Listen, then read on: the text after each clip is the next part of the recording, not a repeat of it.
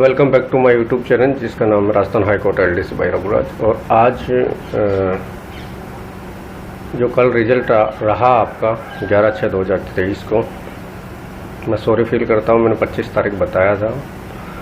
और क्योंकि एक आकलन था सीधा सा कि भाई 25 के बाद से लेकर 29 तक आपका एग्ज़ाम रहा टाइपिंग वाला, उसके साथ में 1 महीना खींचना चाहिए। अच्छी बात ये रही कि उससे पहले ही आपका रिज़ल्ट डिक्लेयर कर दिया गया है। और देखा जाए तो इंस्ट्रक्शंस की डेट जो थी वो 11/5/2023 थी और उसके साथ में 11/6/2023 को आपका ये फाइनल रिज़ल्ट उन्होंने हाई कोर्ट ने डिक्लेयर कर दिया है। आगे हम देखें तो पार्ट 1, पार्ट 2, पार्ट 3 में इन सब चीज़ों को बताया गया है। वहीं बात करें तो ये जिस तरीके से 5/8/22 को नोटिफिकेशंस रहा एडवर्टाइजिंग का, इसके अलावा फाइनल रिज़ल्ट इन्होंने निकाला है जूनियर जुडिशियल पोस्ट के लिए और जूनियर असिस्टेंट वाली पोस्ट के लिए, जहां legal service authority and district legal service authorities में जाएगी। यहाँ तालुकाए की बात करें, कलर ग्रेड 2 की बात करें तो Rajasthan state judicial academy and district courts में 2022 है ना, इनमें लगनी है। ठीक है। इसके अलावा for further instructions all the provisionally selected candidates are hereby directed to go through part 2 and part 3। और जो आगे के लिए जो इंस्ट्रक्शन निर्देश प्रदान किए गए हैं सभी प्रोविजनली जो सेलेक्ट कैंडिडेट्स हैं उनके लिए, तो वो पार्ट 2 और 3 के लिए जो भी नोटिस का जो पेज नंबर 115 और 119 है उसके अंदर इंस्ट्रक्शंस की बातें हैं, जहां DV की बातें होगी। ठीक है। Roll number and categories wise list of provisionally selected candidates recommended for appointment is by publish as under. तो कई लोगों का जिन्होंने EWS, OBC वगैरह और जिनके अच्छे खासे मार्क्स और जनरली कट ऑफ को फाइट कर रहे थे, उनके रोल नंबर्स यहाँ मिल जाएंगे नॉन TSP एरियाज। ठीक है। तो इस तरीके से अच्छी बात है कि भाई जिन्होंने सिलेक्शंस पाया है सबको कॉन्ग्रेचुलेट, सबको बधाई हो, बहुत बहुत उनके घर वालों को, उनको यार दोस्तों को, उनको जो उनका भला सोचते हैं सभी को। ठीक है। और सभी साथियों को बहुत बहुत शुभकामनाएं। इस तरीके से आप अपनी यहाँ पे ये जो है the merit wise list of provisionally selected candidate recommended for appointment जे है क्लर्क ग्रेड 2 के लिए जो पद है नॉन TSP एरियाज में पब्लिश, तो उन्होंने रैंक को बांटा है। और इसी तरीके से जो सबसे ऊंची रैंक है उनके 370 मार्क्स है। ठीक है। जो OBC कैंडिडेट है, नॉन OBC कैंडिडेट है। ठीक है। इस तरीके से ओवरऑल अपन देखें तो 2846 कैंडिडेट्स की ये लिस्ट है।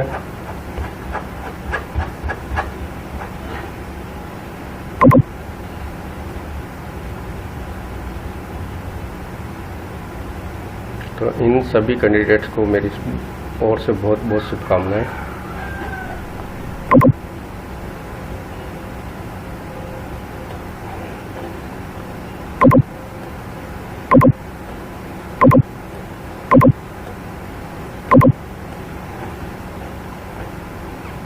इसी के साथ में TSP ब्लॉक डूंगरपुर से जो है उनके सिलेक्शंस की बात है, जहां 14 कैंडिडेट हैं। वहीं बात करें प्रतापगढ़ की तो प्रतापगढ़ में भी ये 15 कैंडिडेट्स से जो उनका सिलेक्शन रहा, तो इस तरीके से इनका वो है। इसके अलावा TSP ब्लॉक हापुड़ से जो कट ऑफ रही, जनरल की बात करें तो 278, शेड्यूल ट्राइब की बात करें तो 236। ठीक है। और वहीं प्रतापगढ़ की बात करें 272 और शेड्यूल की 228। बांसवाड़ा की बात करें तो जनरल की 266, जनरल वुमन की 257, शेड्यूल ट्राइब की 214 और शेड्यूल खास की 247। वहीं ब्लॉक डूंगरपुर की बात करें तो जनरल की 283 और शेड्यूल ट्राइब की 215। अब नॉन TSP एरिया की सबसे बड़ी बात है, जो क्योंकि सबसे ज़्यादा जो कैंडिडेट्स थे वो नॉन TSP एरिया से हैं। सो जनरल की 316 गई है, वहीं वुमन की बात करें तो 312 गई है, विडो की बात करें 206 गई है जनरल में, और जनरल डिवोर्सी की बात करें तो 209 गई है। वहीं SC कैटेगरी में अपन बात करें तो 285 कट ऑफ रही है। SC कास्ट वुमन के अंदर 272 रही है। SC विडो के अंदर 203 रही है, वहीं डिवोर्सी के लिए 247 रही है। तो वहीं बात करें ST की तो 270 कट ऑफ रही है, तो ये 270 कट ऑफ यहाँ पे रही है। 285 रही है शेड्यूल कास्ट की, और 315 तो मैंने भी आकलन जनरल का 315 से लेकर 320 तक का ही लगाया था, तो उसी के अंदर से ये है। शेड्यूल ट्राइब की बात करें तो मैंने भी 275 के आसपास ये कट ऑफ बताई थी, तो 270 इसकी कट ऑफ रही है, मतलब 5 मार्क्स बढ़ाए। 290 के आसपास मैंने SC की बताई थी, तो 5 मार्क्स से कम रही है। इसी के अलावा MBC की जो कट ऑफ रही है वो 279 सॉरी, और 304 रही है OBC की। तो OBC की मैंने थोड़ा सा आंकड़ा गलत था, 315 के आसपास रहने वाले, तो अच्छी बात है कि OBC की कट ऑफ 304 रही है। वहीं बात करें एक्स सर्विसमैन के 288 और EWS वालों की 302 कट ऑफ रही है। और पर्सन विद बेंचमार्क डिसेबिलिटी जो ब्लाइंडनेस और लो विजन वाले थे उनकी 266 कट ऑफ रही है। ठीक है, आउटस्टैंडिंग स्पोर्ट्स पर्सन की भी बात करें तो 265 के आसपास इनकी कट ऑफ रही है। ये पहली बार हुआ है, ये मतलब इनकी कट ऑफ ये जारी नहीं करते, पर इस बार इन्होंने जारी करी है। इसी के अलावा person with benchmark disability locomotor disability जो है 270 कट ऑफ इनकी रही है। Person with benchmark disability autism and multiple disabilities के साथ में जो थे उनकी 272 रही है। इस हिसाब से ये है। अब बात करें इन रिजर्व लिस्ट वाले कैंडिडेट्स की, तो इन रिजर्व लिस्ट वाले जो कैंडिडेट्स है ये अपने आप को वेटिंग लिस्ट के तौर पर माने। और दूसरी चीज़ कि कई जो कैंडिडेट है वो डॉक्यूमेंट वेरिफिकेशन के दौरान नहीं उपस्थित हो पाते हैं, और 1-2 बार उनसे मतलब उनको अपॉर्चुनिटी और दिए जाने पर फिर भी वो उपस्थित नहीं हो पाते हैं, तो एक रिजर्व लिस्ट से उनको पिकअप किया जाएगा और उनका DV की करवाया जाएगा। इसी के साथ में कहीं कैंडिडेट्स जो है वो यदि ज्वाइन कर लेते हैं, सब चीज़ें हैं, और कई सारे जो कैंडिडेट्स फिर ज्वाइन नहीं करते हैं, उन सभी कैंडिडेट्स के लिए वो वैकेंसीज पोस्ट दिखेगी, और उन वैकेंसी पोस्ट के लिए वो 2 महीने का एक्सटेंशन देके यदि कोई चाहता है तो 2 महीने का एक्सटेंशन उनको मिलेगा। इसी के अलावा ये जो बाकी जो कैंडिडेट्स है उनको पिकअप किया जाएगा यदि ज्वाइन नहीं करते। तो इसका जो मामला रहेगा पिकअप करने का वो ये रहेगा, एक तो आपके टोटल एग्रीगेट मार्क्स जो है उस पर डिपेंड करता है वेटिंग के लिए। दूसरा डिपेंड करता है आपकी DOB। यदि DOB से मैटर मेरा ये है, किसी 2 कैंडिडेट्स के सेम नंबर है तो वहाँ DOB मैटर करेगी, जिसकी DOB ज़्यादा है उसको पहले लिया जाएगा। तो ये एक मैटर करता है रिजर्व लिस्ट में। ठीक है, रिजर्व लिस्ट के लिए आगे की जो प्रोसेस है उसको जानने के लिए आप अपने मेल और मैसेज पर आप ये इन्फॉर्मेशन पाएंगे कि आपको वेटिंग के लिए बुलाया गया है, या फिर आपको साइट को विजिट करना होगा। राजस्थान हाई कोर्ट की ऑफिशियल साइट को आपको विजिट करना होगा। तो इस तरीके से ये रिजर्व लिस्ट यहाँ इन्होंने जारी करी है। ठीक है, वहीं ये रिजर्व लिस्ट की बात करें तो इन्होंने इनमें भी जारी करी है। ठीक है, और ये रिजल्ट और अपॉइंटमेंट जो होगी वो राजस्थान जो district court ministerial establishment rules 1986 है, और रूल नंबर 6 और Rajasthan high court staff service rules 2002 है, उसके अकॉर्डिंग ये रिजल्ट को डिक्लेयर किया गया है। देखा जाए merit has been prepared considering total aggregate marks के अकॉर्डिंग मेरिट लिस्ट इनकी तैयार की गई है, जिसमें रिटन टेस्ट में और टाइपिंग के अंदर जो नंबर उन्होंने पाए हैं स्पीड और एफिशिएंसी, उसके दौरान ये मेरिट लिस्ट तैयार की गई है। Statement of marks of the candidate shall be uploaded on the official site court separately. तो जो आपने जो भी मार्क्स अर्जित किए हैं वो मार्क्स आपके अपलोड कर दिए जाएंगे राजस्थान हाई कोर्ट की साइट पे। ठीक है, ये चीज़ें हैं। इसी के अलावा detail schedule of verification documents is also being declare. जो शेड्यूल जो तैयार किया गया है डॉक्यूमेंट्स वेरिफिकेशन के लिए वो भी इन्होंने तैयार कर दिया गया है कि भाई आपका इन तारीखों में आपका डॉक्यूमेंट वेरिफिकेशन रहने वाला है। इसके अलावा recommended for appointment are directed to appear personally for the verification of documents fail which candidate of the candidates may be rejected, जो फेल वो रिजेक्टेड हो चुके हैं। तो ठीक है, इसके अलावा आगे ऐसा कुछ खास है नहीं। पार्ट 2 की अपन बात करें, it is a further notified to the concern that had the candidates who have been declare provisionally selected the junior judicial assistant की वाली पोस्ट के लिए जो सेलेक्ट हुए हैं, इसके अलावा जूनियर असिस्टेंट की पोस्ट के लिए जो सेलेक्ट हुए हैं और कलर ग्रेड सेकंड की पोस्ट के लिए जो सेलेक्ट हुए हैं, उनका कार्यक्रम बनाया district courts 2022 are hereby directed to submit online the institute wise district justice wise prepares. तो इन्होंने देयर इंस्टीट्यूट वाइज उनके इंस्टीट्यूट के अकॉर्डिंग, संस्थान के अकॉर्डिंग और डिस्ट्रिक्ट जस्टिस वाइज प्रिफरेंस उनको भरनी है। और ये लिंक कब से ओपन हो जाएंगे? 15 तारीख से लेके 21 तारीख तक। तो ये आपको प्रिफरेंस यहाँ पे भरनी होगी। ठीक है, preference available at the official website of court. तो इस कोर्ट की वेबसाइट पर ये लिंक आपको प्रोवाइड करवा दिए जाएंगे। और मैंने कहा था अपने वीडियोस में भी कि भाई आपसे ये प्रिफरेंस मांगी जाएगी, तो प्रिफरेंस मांग ली गई है। तो आप प्रिफरेंस जिन्होंने नहीं भरी थी और जिन्होंने भर भी दी थी उनको भरना होगा।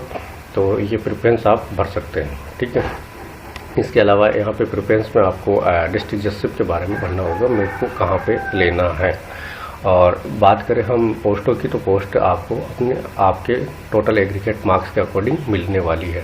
सो ठीक है, आगे हम देखें पार्ट 3 की हम बात करें तो इसके अंदर जो डॉक्यूमेंट वेरिफिकेशन का शेड्यूल है वो तैयार किया गया है, जहां 1 से लेके 250 कैंडिडेट है नॉन टीएसपी एरिया में, और 251 से लेके 500 कैंडिडेट है।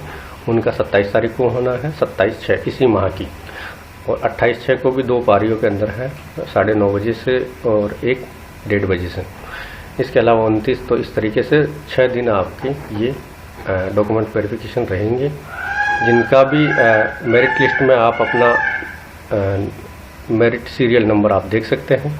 और मेरिट सीरियल नंबर देखने के साथ में ही सुनिश्चित हो जाइए कि मेरा डॉक्यूमेंट वेरिफिकेशन कब है, ठीक है, और किस समय है। तो उससे पहले ही आप पड़ाव डाल दीजिए जोधपुर में कि जहां वहां पे आपका डॉक्यूमेंट वेरिफिकेशन करवाया जाएगा।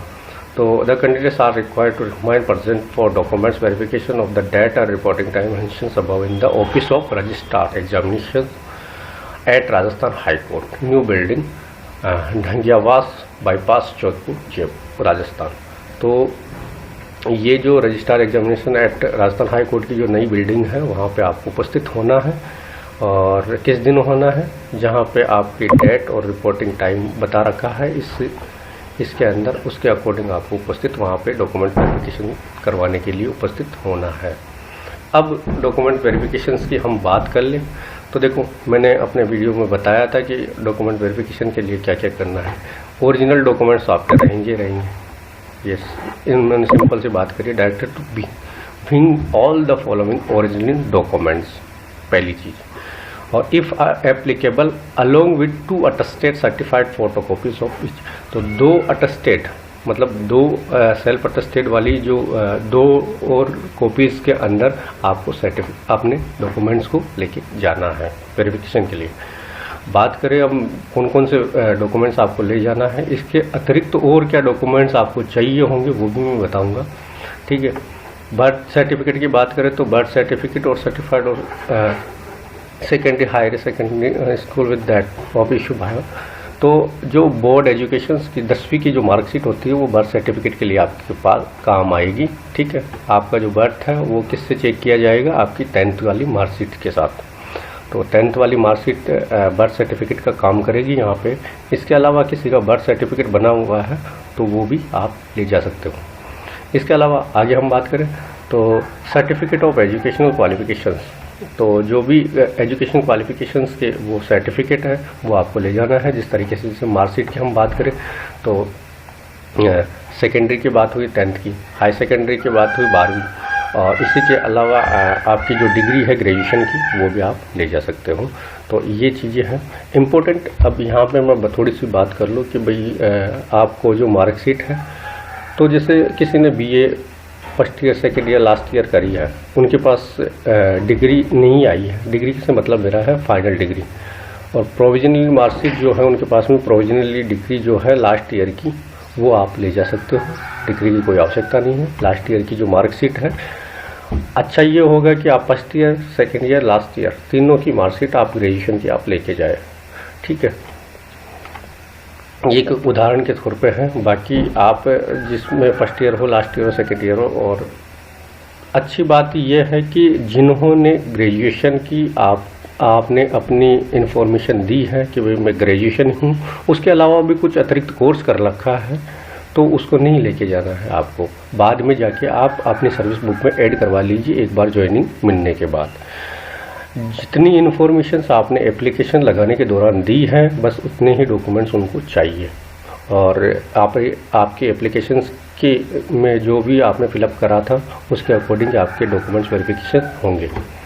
आगे हम बात करें सर्टिफिकेट रिलेटेड टू कैटेगरी। तो आपकी जो भी कैटेगरी है, चाहे वो ST है, SC है, OBC है या फिर EWS है, तो उनके अकॉर्डिंग आपको सर्टिफिकेट तैयार रखना है।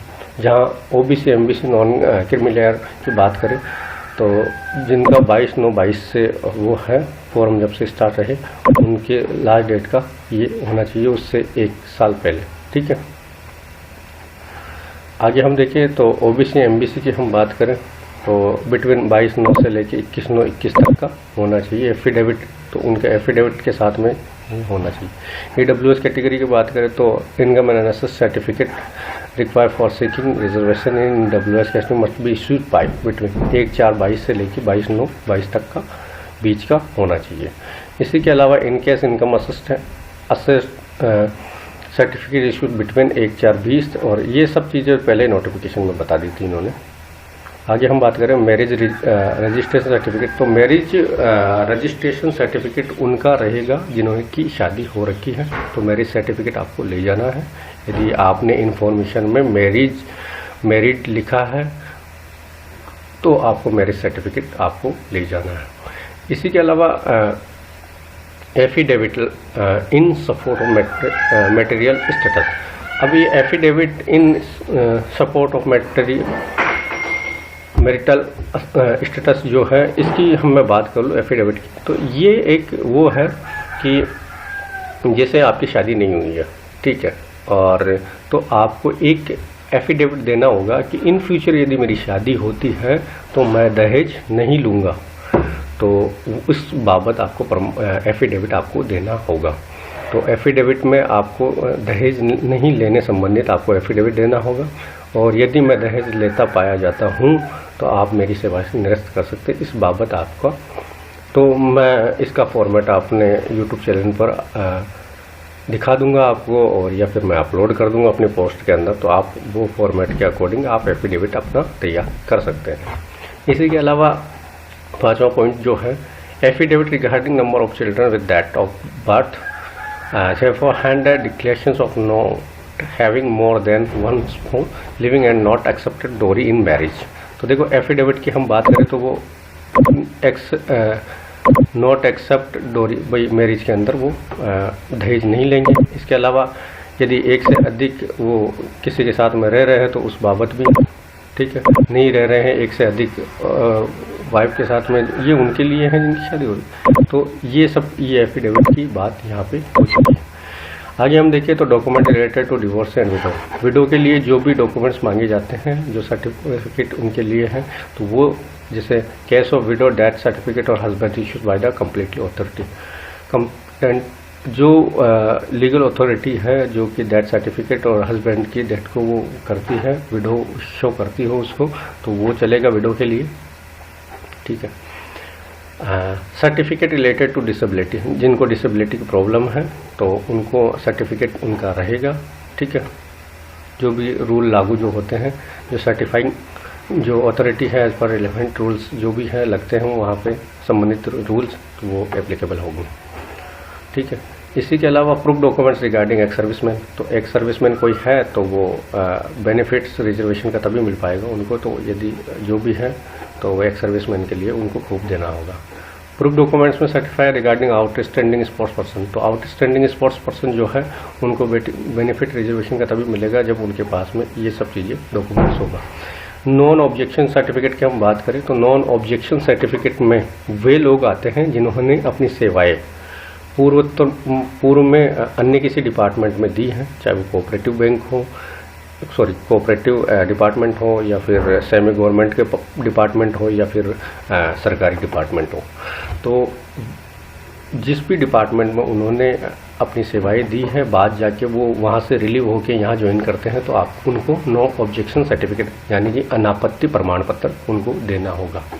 तो employees of Rajasthan state government, Zila Parishad, PUC, corporation, panchayat samiti are required to furnish certificate of employees substantive capacity and no objection certificate issued by the his her department for appearing in above said examination 2022। तो जिस ये exam 22 में वो appearing हुए हैं तो उनको सबको नो ऑब्जेक्शन सर्टिफिकेट उनको देना होगा यदि दूसरी सेवा से वो आए हैं तो। Certificate affidavit regarding disqualifications for appointment है और एप्लीकेबल, तो एफिडेविट देना होगा कि आपको डिस्क्वालीफाई नहीं किया जाए है अपॉइंटमेंट से इस बाबत। तो ये जैसे dismiss removal by the previous employ, यदि आपको डिसमिस नहीं किया गया है, आपको हटाया नहीं गया है, टर्मिनेट नहीं किया गया है, तो इस बाबत आपको देना होगा। तो अन्यत्र आप कहीं दूसरी जगह कार्यरत थे उस केस में। इसके अलावा conviction for any offence in moral turpitude by the court of law, तो यदि आपको कन्विक्टेड नहीं ठहराया गया है किसी ऑफेंस में, किसी धारा में, तो इस बाबत आपको देना होगा कि मेरे ऊपर कोई अपराध का प्रकरण नहीं चला है ना रहा है। Conviction for any offence other than involving murder by the court of law, तो किसी कोर्ट के आपके ऊपर कोई मुकदमा चला हो, कन्विक्टेड ठहराया हो किसी न्यायालय ने, तो वो चीज़ें क्विट फॉर एनी ऑफेंस मोरंग, तो ये सब है।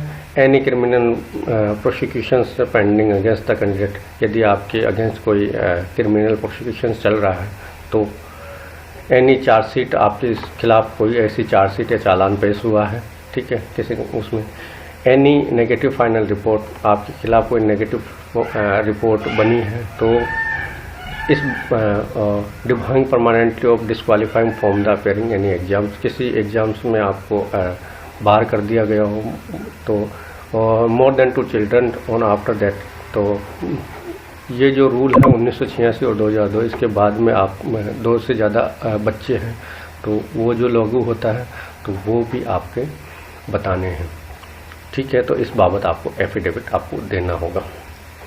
आगे हम बात करें कैरेक्टर सर्टिफिकेट की, ये सबसे इम्पोर्टेंट क्वेश्चन रहेगा। तो कैरेक्टर सर्टिफिकेट में बात करें तो 3 कैरेक्टर सर्टिफिकेट आपके रहने वाले हैं। तो 3 जो सर्टिफिकेट रहेंगे वो किस तरीके से रहेंगे, पहला जो है उसकी बात कर लें। 1 issued by the principal academy officer of the university of या college in which he last education, जहाँ से उन्होंने लास्ट की जो शिक्षा ली है, चाहे वो नॉन कॉलेज रहे हैं तो स्कूल से और रेगुलर रहे हैं तो कॉलेज से, जहाँ से भी उन्होंने ग्रेजुएशन की है उस कॉलेज से वो कैरेक्टर सर्टिफिकेट बनवाएंगे। अब कैरेक्टर सर्टिफिकेट बनवाने के लिए उनको जाना पड़ेगा और कहना पड़ेगा हमारा सिलेक्शन इसमें रहा है, तो हाँ हमारा वहाँ पे आपको क्या दिखाना पड़ेगा, आपका सीरियल नंबर। तो सीरियल नंबर ये है मेरे, और इन सीरियल के अकॉर्डिंग आप मैंने इस वर्ष में यहाँ पे अध्ययनरत रहा हूँ और मेरा कैरेक्टर किस तरीके से रहा, इस बाबत मेरे को कैरेक्टर सर्टिफिकेट यहाँ से चाहिए होगा, तो वो बना के देंगे। इसके अलावा एंड 2 फॉर्म, तो जो दूसरा कैरेक्टर सर्टिफिकेट है, 2 कैरेक्टर सर्टिफिकेट जो रहेंगे वो रेस्पॉन्सिबल पर्सन नॉट रिलेटेड, तो जो रेस्पॉन्सिबल पर्सन है जो कि रिलेटेड नहीं है यूनिवर्सिटी से, कॉलेज से, स्कूल से, तो उनसे नहीं, और मोर देन 6 मंथ पहले, तो 6 मंथ पहले से नहीं, ओनली 6 मंथ तक का। तो ये आपको जैसे ऑनलाइन एप्लीकेशन फॉर्म आपने डाला था उस टाइम तक का, तो आपका कैरेक्टर सर्टिफिकेट बनवा लो। तो कैरेक्टर सर्टिफिकेट मतलब गजेटेड ऑफिसर जो भी है उनसे 2 कैरेक्टर सर्टिफिकेट आप बनवा लीजिए। गजेटेड ऑफिसर से मतलब 4800 ग्रेड पे वाले, लेकिन वो यूनिवर्सिटी कॉलेज स्कूल से नहीं होने चाहिए। ठीक, आगे हम देखें प्रूफ ऑफ आइडेंटिटी के लिए आपको प्रूफ लेके जाना है, वो रहेगा आपका आधार कार्ड। ठीक है, और कोई सा भी आप ले जा सकते हो, वोटर आईडी कार्ड ले जा सकते हो, पैन कार्ड ले जा सकते हो, ड्राइविंग लाइसेंस आप ले जा सकते हो जिसके अंदर आपकी फ़ोटो आ रही है। ठीक है, इसके अलावा certificate of bona fide resident of Rajasthan. Bona fide की हम बात करें तो मूल निवास प्रमाण पत्र की यहाँ बात होती है, तो मूल निवास प्रमाण पत्र में आपको बनवाना है और लेके जाना है। ठीक है, the candidate seeking reservation any categories are directed to furnish certificate of bona fide resident of Rajasthan. तो ये आप लेके जाना है अपना बोनाफाइड मूल निवास प्रमाण पत्र। Photographs 2 recent photograph size coloured photo, तो किसी के पास recent 2 photo passport size photograph नहीं है तो उनको वहाँ से लेके जाना है। ठीक है, इसी के अलावा all the provisionally select candidates also required to submit duly filling of evidentiary letter attached with notice at the time of documents verifications. और इसी तरीके से जो ये प्रोविजनली सेलेक्ट हुए हैं उनको डॉक्यूमेंट वेरिफिकेशन के लिए टाइमली जाना है। ठीक है, अब कुछ चीज़ें हैं जिनका पालन आपको करना होगा। जैसे कोविड-19 की बात हुई तो कोविड-19 के अकॉर्डिंग आपको सारी चीज़ें फॉलो करनी पड़ेगी। Candidates are directed to be a face mask, तो उनको फेस मास्क पहनना होगा, मतलब कि ठीक है, और मेंटेन सोशल डिस्टेंसिंग उनको मेंटेन करनी पड़ेगी। और गाइडलाइंस जो भी है सेंटर स्टेट गवर्नमेंट की जो कोविड-19 के लिए हैं उसके अकॉर्डिंग उनको अपेयरिंग होना पड़ेगा डॉक्यूमेंट वेरिफिकेशन के लिए, मतलब उपस्थित होना पड़ेगा। In absence of required original documents candidate such candidate shall be rejected. देखो अच्छी बात यह है कि इन्होंने कहा है कि ओरिजिनल डॉक्यूमेंट्स के अभाव में या उनकी अनुपस्थिति में candidates of such a candidate shall be rejected. तो जो भी ऐसे कैंडिडेट होंगे जिनके पास में ओरिजिनल डॉक्यूमेंट्स नहीं होंगे उनको रिजेक्ट कर दिया जाएगा। तो ये बात इन्होंने लिखी है 2 नंबर पॉइंट में। अब कहीं जो कह रहे थे कि भाई ऑटो कन्फर्मेशन वाला टाइपिंग के दौरान ऑटो कन्फर्मेशन के लिए आपने कन्फ्यूज़ किया है, तो देखो जो चीज़ें हाईकोर्ट ने अपने डायरेक्शंस में कही थी, जो भी टाइपिंग के लिए इंस्ट्रक्शंस जो डायरेक्शंस मिले थे उसमें आप खुद पॉइंट को पढ़ सकते हैं। तो मैंने भी वही पढ़ा हुआ बोला है, कोई गलत तो बोला नहीं है, वो जो पढ़ा हुआ है वही बोला है। ठीक है, इसके अलावा आप बात करें no request for any change in the date, तो ये अब आप जाके वहाँ पे चेंज कर दे तो मेरी डॉक्यूमेंट वेरिफिकेशन डेट को चेंज कर दिया जाए तो ये सब होगा नहीं, संभव नहीं होगा। टाइम एंड वेन्यू को मतलब जगह को और टाइम को भी चेंज कर दिया जाए तो ये चीज़ें नहीं होगी, पॉसिबल नहीं है। तो इसलिए ज़रूरी है अपने शेड्यूल के अकॉर्डिंग सारे डॉक्यूमेंट्स तैयार करके जो जो डॉक्यूमेंट्स इन्होंने दिए हैं उसके अकॉर्डिंग आप अपने वेरिफिकेशन करवाने के लिए तैयार रहें। ठीक है, 2 कॉपीज़ में आपके बाकी डॉक्यूमेंट्स जो कि अटेस्टेड होने चाहिए, सेल्फ अटेस्टेड, इसके अलावा ओरिजिनल डॉक्यूमेंट्स आपका होने चाहिए। ठीक है, शेड्यूल है।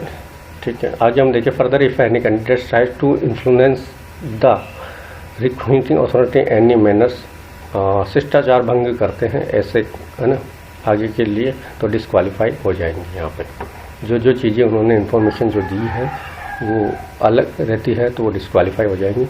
नो TADA, TADA से मतलब है कि ट्रेवल अलाउंस, और DA से मतलब है DNS अलाउंस। महंगाई भत्ता और यात्रा भत्ता आपको नहीं दिया जाएगा।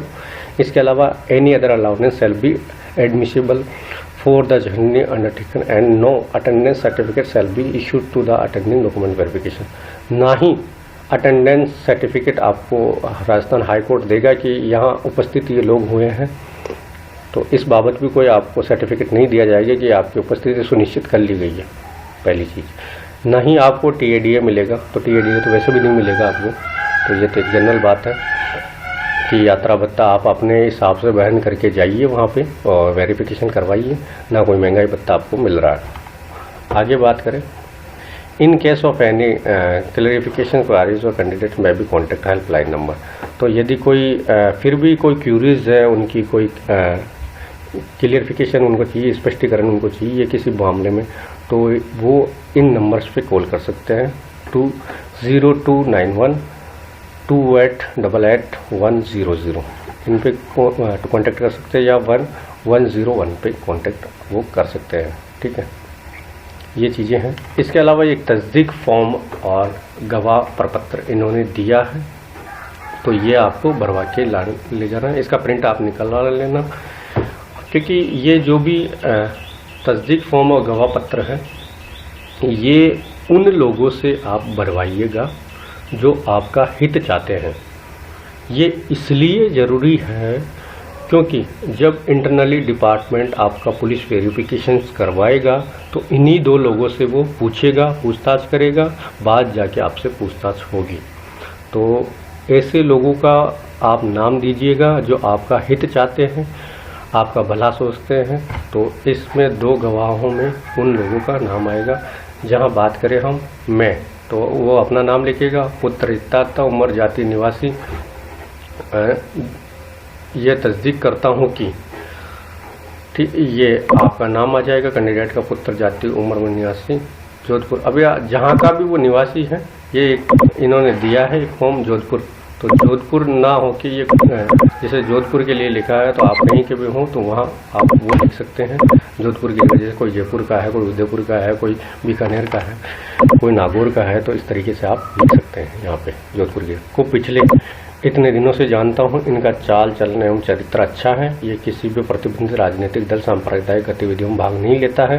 फॉर्म में लगा हुआ फोटो जो लगा हुआ होगा का ही है। ये लिखे पते पर स्वयं किराए के मकान में निवास करता है, करती है। स्वयं के जो भी पता आपने लिखा होगा उस पते पर ये निवास करता है। मूल निवास से फिर यहाँ पे आपका मूल पता जो है वो आ जाएगा, और वो वहाँ साइन और अपने मोबाइल नंबर वो लिखेगा। तो इस तरीके से तस्दीक होगा। ठीक है, तो सब बातें हो गई। ऑल द बेस्ट सभी को, जिनका भी डॉक्यूमेंट्स वेरिफिकेशन होना है। इस बाबत कोई और भी रिगार्डिंग और भी कोई भी क्वेश्चंस आपके रहते हैं तो आप कमेंट करिएगा, मैं सब जवाब दूंगा। और जहां तक रहा मैं इसके बारे में पोस्ट डाल दूंगा, सभी कन्फ्यूज़न वाले जो भी क्वेश्चंस आपके रहते हैं उस बाबत। ठीक है।